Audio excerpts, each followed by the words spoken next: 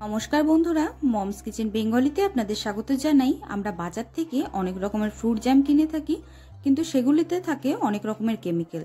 আমরা ঘরে থাকা অল্প উপকরণ ব্যবহার করে আপেলের জ্যাম ঘরেই খুব সহজেই তৈরি করতে পারি। বন্ধুরা, এই জ্যামটা বাচ্চা থেকে বড় সবারই খুব ভালো লাগবে, আর এটি আপনি দীর্ঘ সংরক্ষণ করে খেতে পারবেন। রেসিপিটা তাই প্রথম থেকে শেষ পর্যন্ত দেখার অনুরোধ রইল। আসুন রেসিপিটা শুরু করি।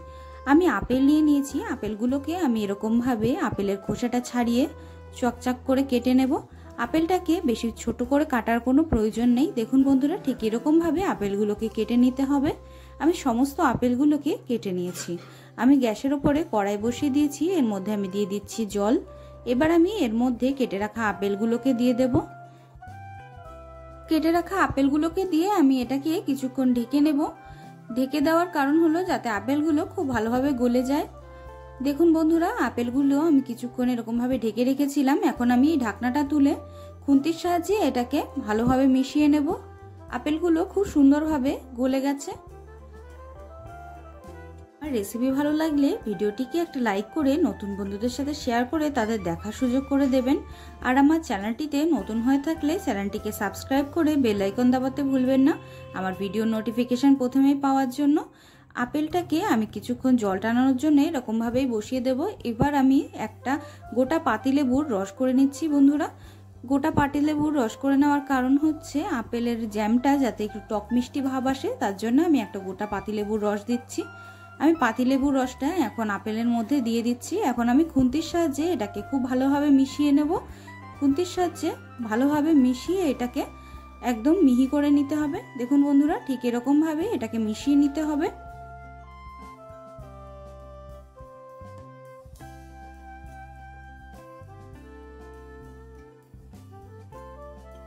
লেবুর রস দিয়ে আমি আপেলটাকে খুব ভালো করে মিহি করে মিশিয়ে নিয়েছি। এবার আমি এর মধ্যে দিয়ে দিচ্ছি 1 বাটি পরিমাণ চিনি। বন্ধুরা, আপনারা নিজেদের স্বাদ অনুযায়ী চিনির পরিমাণ বেশি বা কম ব্যবহার করতে পারেন। চিনিটা দিয়ে আমি খুন্তির সাহায্যে এবার এটাকে খুব ভালোভাবে মিশিয়ে নেব। খুন্তিটা একভাবে নাড়িয়ে চাড়িয়ে এটাকে এরকমভাবে মিশিয়ে নিতে হবে।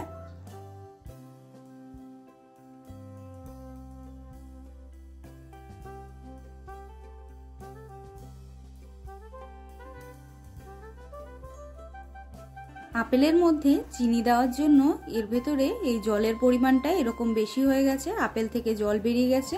এবার আমি এর মধ্যে দিয়ে দিচ্ছি 1 চামচ পরিমাণ ভিনিগার। ভিনিগারটা দিয়ে এটাকে আবার খুন্তির সাহায্যে ধীরে ধীরে নেড়ে নেব। বন্ধুরা, এরকমভাবে এটাকে ধীরে ধীরে নেড়ে জাল করে এর জলটাকে আস্তে আস্তে শুকিয়ে নিতে হবে। আপেলের জলটা কিছুটা টেনে গেছে। এখন আমি এর মধ্যে দিয়ে দিচ্ছি রেড ফুড কালার। আপনারা যদি ফুড কালার না ব্যবহার করতে চান তাহলে আপনারা বিটের রস ব্যবহার করতে পারেন কিংবা নাও ব্যবহার করতে পারেন। এবার আমি ফুড কালারটা দিয়ে আপেলটাকে খুব ভালোভাবে, আপেলের জ্যামটাকে খুব ভালোভাবে নাড়ি চাড়িয়ে মিশিয়ে নেব। খুব সুন্দরভাবে এটাকে নাড়ি চাড়িয়ে মিশিয়ে একদম পুরো শুকিয়ে নিতে হবে। বন্ধুরা, এখন আমি আপেলের জ্যামটাকে একটা ডালের কাঁটা দিয়ে খুব ভালোভাবে ঘুটিয়ে এটাকে মিহি করে নেব। আপনারা যদি চান তাহলে আপনারা এই জ্যামটাকে তৈরি করার পরে কিছুটা ঠান্ডা করে তারপর আপনারা ব্লেন্ডারে দিয়েও এটাকে মিহি করে তৈরি করে নিতে পারেন, কিন্তু আমি এরকমভাবে ডালের কাঁটা দিয়ে এটাকে ঘুটে নিচ্ছি। ডালের কাঁটা দিয়ে ঘুটে নিলেও এটা সেই একই রকমভাবে মিহি হয়ে যাবে।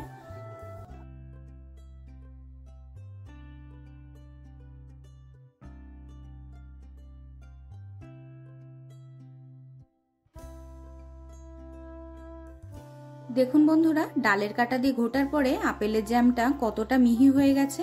এবার আমি এটাকে ধীরে ধীরে জাল করে আবার একটুখানি ঘন করে নেব। ঘন করে নিলেই এটা তৈরি হয়ে যাবে।